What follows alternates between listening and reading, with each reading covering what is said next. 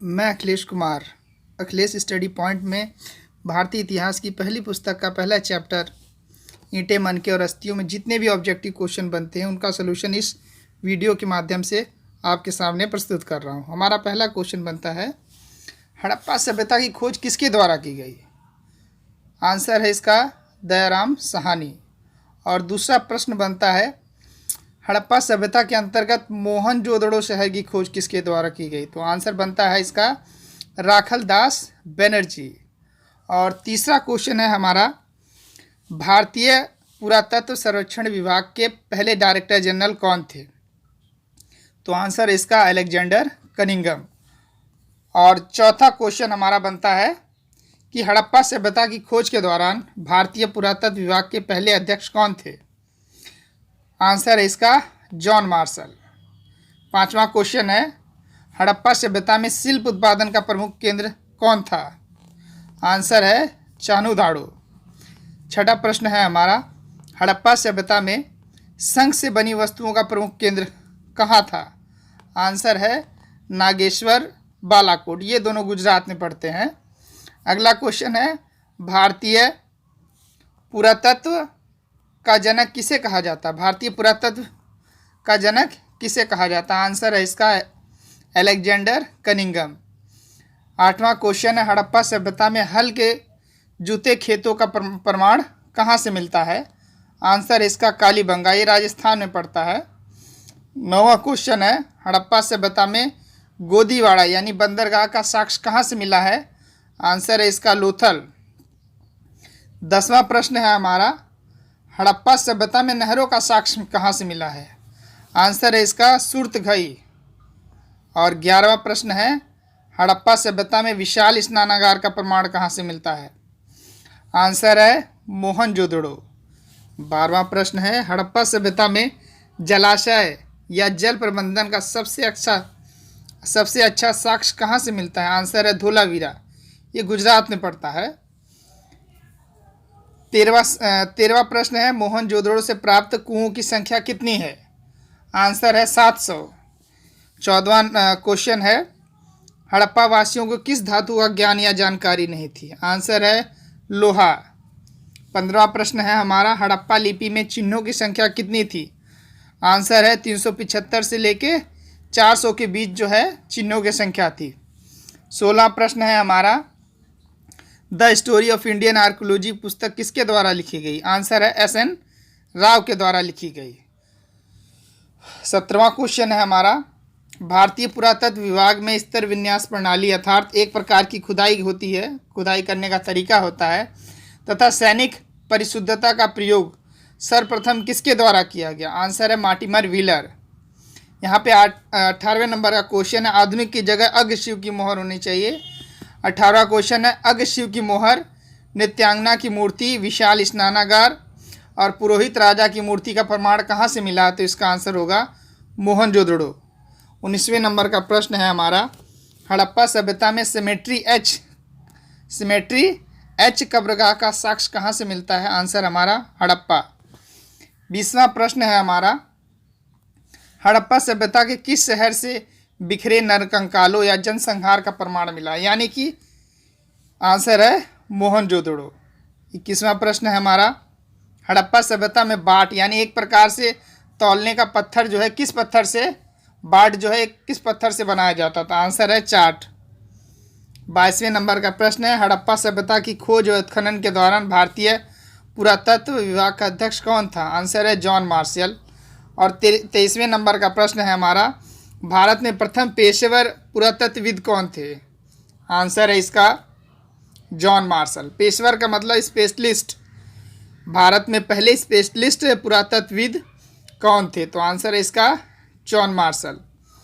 24वें number का question है बेटा, उस पुरातत्वविद का नाम बताइए जिसने यूनान तथा क्रीट में किए गए अपने कार्य अनुभवों का प्रयोग भारतीय पुरातत्व विभाग या उत्खनन क्षेत्र में किया? आंसर है जॉन मार्शल। 25वें नंबर का क्वेश्चन है, किस पुरातत्वविद द्वारा पूरे विश्व के समक्ष सिंधु घाटी या हड़प्पा नामक एक नवीन सभ्यता की घोषणा की गई? आंसर है जॉन मार्शल। 26वें नंबर का प्रश्न है हमारा, हड़प्पा सभ्यता को किस इतिहास के अंतर्गत रखा जाता है? आंसर है अज्ञ इतिहास, अर्थात जिसकी लिपि को अभी तक पढ़ा नहीं गया है। 27वें नंबर का प्रश्न है, वेदिका यानी यज्ञ वेदी का प्रमाण हमें कहाँ से मिलता है? आंसर है कालीबंगा और लोथल। 28वें नंबर का प्रश्न है, प्राचीन भारतीय धार्मिक ग्रंथों में सर्वाधिक प्राचीन वेद ग्रंथ कौन सा है? आंसर है ऋग्वेद। 29वें नंबर का प्रश्न है, प्राचीन भारतीय धार्मिक ग्रंथों में किस देवता को पुरंदर कहा गया है? आंसर है इसका इंद्र। और 30वें नंबर का हमारा जो फिल इन द ब्लैंक्स वाला क्वेश्चन आता है, वो क्वेश्चन है, मेसोपोटामिया के लेख मेलुहा को क्या बोलते हैं? तो उसमें बोलते हैं नाविकों का देश कहता है, नाविकों का देश कहते हैं। मेसोपोटामिया के लेख दिलमुन संभवतः बहरीन देश तथा मेलुहा संभवतः ... के लिए प्रयुक्त शब्द था। मेलुहा यानी कि हड़प्पा के लिए प्रयुक्त शब्द था। प्रश्न संख्या 32, हड़प्पा सभ्यता के अधिकांश अभिलेख संक्षिप्त हैं। सबसे लंबे अभिलेख में कितने चिन्ह हैं? 26। क्वेश्चन नंबर 33, हड़प्पा सभ्यता की लिपि को ... की ओर लिखा जाता था, दाएं से बाएं की ओर लिखा जाता था। प्रश्न संख्या 34, हड़प्पा सभ्यता में प्राप्त मोहरें किस पत्थर से निर्मित हैं? आंसर है सेल खड़ी।